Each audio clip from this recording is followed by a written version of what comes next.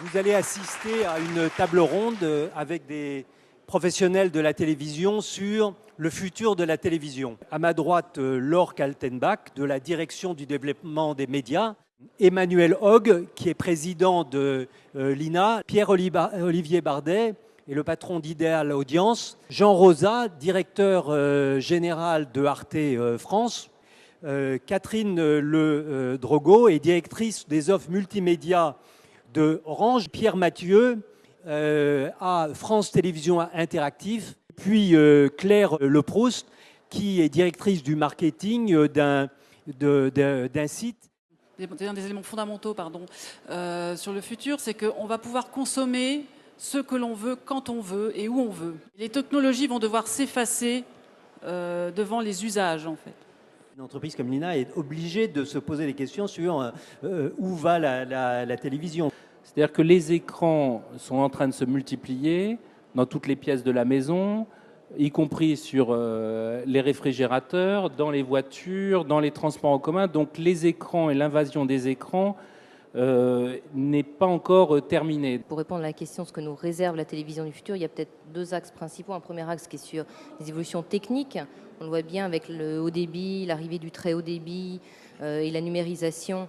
Et ça, c'est tous les nouveaux services qui vont être permis grâce à ça, parce que sans haut débit, sans très haut débit, on ne peut pas avoir de vidéo à la demande.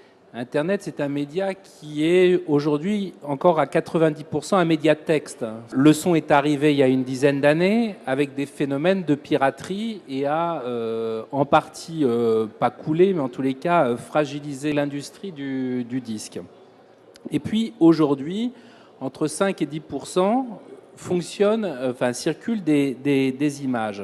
On voit bien qu'il y a une soif et il y a une demande. Mais si nous ne sommes pas présents, ceux qui disposent de contenu, c'est tout un média qui risque d'être soumis à des régulations absurdes. Ce qui change dans la télévision du futur, c'est que les gens ont la liberté sur Internet de s'exprimer, ont la liberté de diffuser, ont la liberté de montrer, ont la liberté de produire.